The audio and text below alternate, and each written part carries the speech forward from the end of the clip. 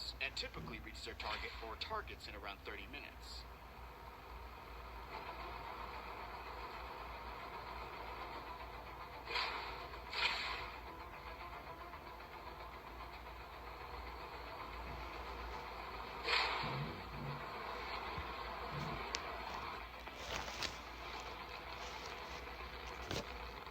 Altogether, these 126 missiles carry 211 warheads, representing 15% of the strategic nuclear weapons currently employed by Russia. When added up, Russia's land-based ICBM force can deliver a total explosive yield of 150,000 kilotons, or 19,000 times the destructive power of the bomb dropped on Nagasaki in 1945. As with all things, there are advantages and disadvantages when attacking Russia's silo-based ICBMs. The primary advantage is that their locations are commonly known, and therefore they can be easily targeted. The primary disadvantage of attacking Russian ICBM silos is their fast launch time. Like the US ICBM force, they can be quickly launched. As a result, they need to be the first target hit in a first strike. Secondly, Russia's ICBM silos are a high threat due to their long-range targeting ability and high weapon payload. It's believed that Russia's silo-based ICBMs are exclusively reserved for targets in the US. Furthermore, destroying Russia's entire ICBM force in a preemptive strike can be problematic. When attacking Russia's silo-based ICBMs with nuclear weapons, one of the most critical metrics a U.S. war planner must determine is silo survivability. Silo survivability is calculated with a probability of kill, or kill probability. A Russian silo's kill probability depends on three factors: the hardness of the silo, the size or yield of the warhead delivered to the target, and the total number of warheads used to attack each silo. A silo's hardness determines its ability to withstand the effects of a thermonuclear explosion, and thus protect the underground missile. Taking a silo's hardness and other factors such as launch malfunctions and warhead detonation failures into account, U.S. war planners would assign 2 high-yield warheads per silo to achieve an average kill probability of 99.5%. The United States would want to hit these silos hard and fast, so they would use sea-based ballistic missile submarines to get the job done. Ballistic missile submarines are optimal due to the higher yield warheads that they carry, the closer locations at sea, and shorter flight times, which would give Russia virtually zero warning before bombs are already hitting their targets.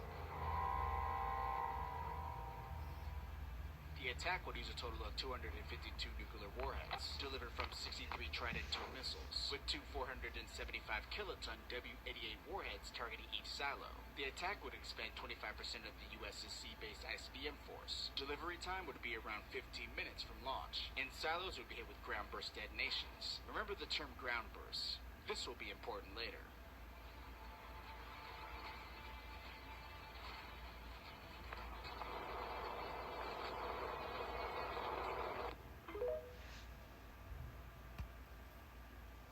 All right, shalom, shalom, shalom. First and foremost, let's give all praises, honor, and glory to Yahweh, Ba'ashem Yahushua, Ba'ashem Rakakadash. All right, double honors to the apostles and elders of Great Millstone, rule well and teach well. And big shalom to the hopeful elect out there pushing this word in truth and sincerity, man. Shalom.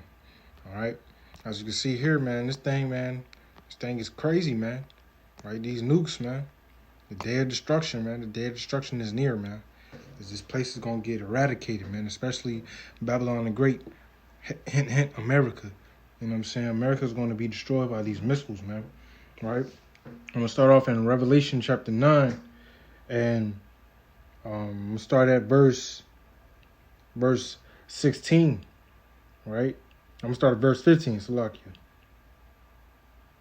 Right? It says, and the 4 angels were loose, which were prepared for an hour and a day and a month and a year, for to slay the third part of men, right? And there's 3 classifications of men, right? You got the sons of the Most High, right? The sons of men and the sons of the wicked. The third part of men is talking about the sons of the wicked, man. All right.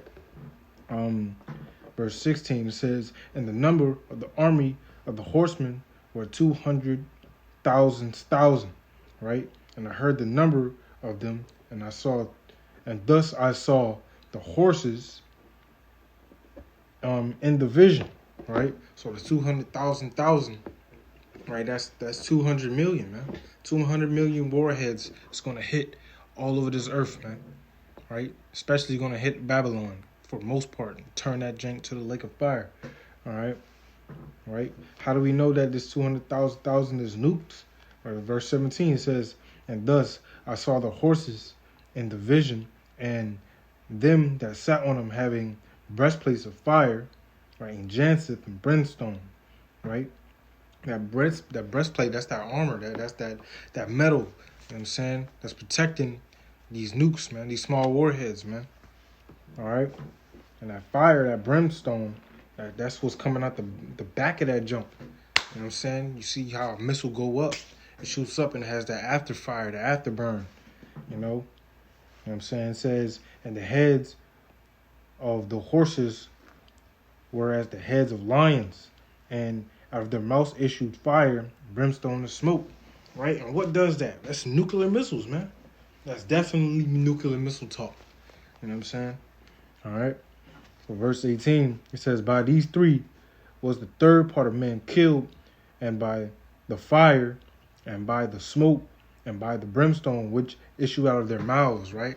Because remember, in the video, the nuclear missile separated, and what? Out of the top peak, out of the mouth, when it opened up, it shot out multiple warheads, man. That's going to be that 200,000 thousands, man. Because all them little mini warheads is what's fueling this fire right here that we see in this picture, man. Right? And it's going to be multiple. That's just one nuke, right? Imagine all of them.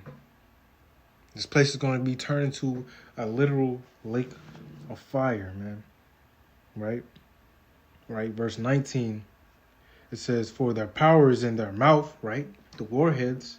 It says, and their tails, for their tails were like unto serpents, right? And had heads, and with them they do hurt, right? And so look, man, y'all gonna suffer, man. All you that are not written in the book of life, right? That Yahweh Bashim Yahushai got up for his elect. Y'all not getting this salvation, man. Y'all gonna be destroyed, man. Right? This is Revelation chapter 14 and 9. It says, and the third angel will follow him, saying with a loud voice, if any man worship the beast and his image and receive his mark in his forehead or his hand, right? Which that word mark is charagma, right? Which is the RFID microchip, the mark of the beast, right? Right? It says, the same shall drink of the wine of the wrath of Yahweh Bashim Yahushua, which is poured out without mixture into the cup of his indignation, and he shall be tormented with fire and brimstone in the presence of the holy angel and the presence of the Lamb, right? In the presence of Yahushua, man. So y'all gonna be destroyed, man. Y'all gonna be destroyed, man. I'm gonna go to Revelation chapter, let me see right quick. Chapter 21 and 7, it says, and he that overcometh shall inherit all things, and I will be his power, and he shall be my son. So now who's that for? That's for the elect, man. The elect, they're going to be called after Yahweh Bashim Yahushua, right? You know what I'm saying? Right? They're the only ones that are going to be delivered from this coming indignation, man.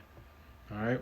Verse 8 says, but the fearful and the unbelieving and the abominable and murderers, and whoremongers, and sorcerers, and idolaters, and all liars shall have their part in the lake which burneth with fire and brimstone, which is the second death. And as we see in this picture, this is the second death, man. Right?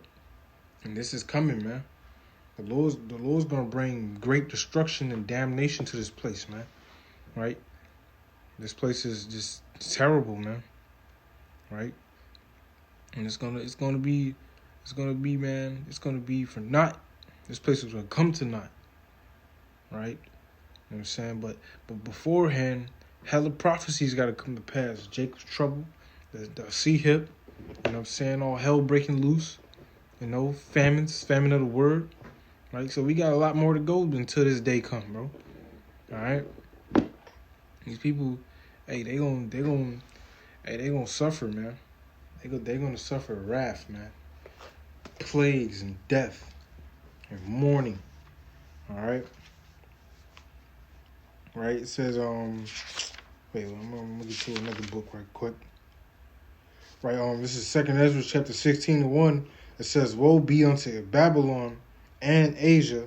Woe be unto it says, woe be unto thee, Egypt and Syria. It says, gird up yourselves with cloths of sack, and hair bewail your children, and be sorry, for your destruction is at hand. That's right, man. America, Babylon, which is Sodom and Egypt, right? This place is going to be mourning, man. Right? Your destruction is at hand. Right? The Heavenly Father has had enough with you, man. Right? Verse 3, it says, a sword is sent upon you, and who may turn it back? Right? Once these nukes get shot off, they ain't coming back, man. That's like you trying to stop an arrow and make it go back. Bro, you ain't got the force, man. You're not Anakin. That's going to hit. That's going to hit its destination that's properly set for it. Right? And there ain't no turning back for these nukes, man. These nukes is going to destroy, man. This is the great waster, man. Right? All right. It says, a fire is set among you, and who may quench it? You can't quench that fire, man. You couldn't quench Hiroshima and Nagasaki. Right? You couldn't even quench the Hindenburg when it burned down that blimp. Right?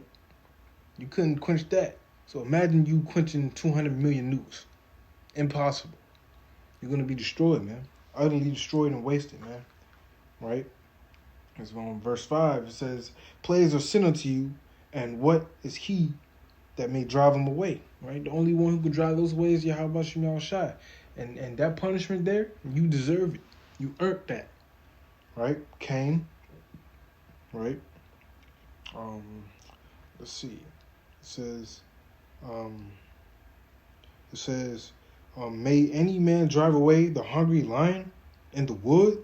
It says, or may one quench the fire and stubble? It says, when it hath begun to burn. It says, right, you can't stop no hungry lion, man. He coming to eat. He's coming to devour, man. He coming to kill, right? Right, and that's how Yahweh Shai is coming, man. He says, the scriptures say that his garment is going to be drenched with blood. It's going to be drenched with blood, man. You know what I'm saying? Y'all going to be half a stubble, man. Y'all going to be turned into death, right? Y'all going to be turned into nothingness, man. Powder, dust, all right? All right, it says, may one turn again the arrow that is shot of a strong archer? No, you can't turn that jank back, man.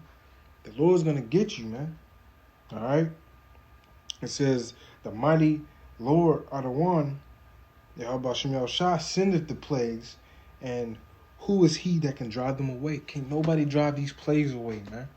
The Lord has put these upon y'all for specific reasons, man. For your abominations against the Heavenly Father, and the abominations you have done against his people, and the abominations that you have done against this whole entire earth. You're going to be had in derision, man. All right? You're going to be sorrowful in that day, man. All right? Yep, so, hey, Lord willing, that was an edifying lesson. I'd like to give all praises, honor, and glory to Yahweh, Bashem Yahushua, Bashem Rakakadash. All right, shalom.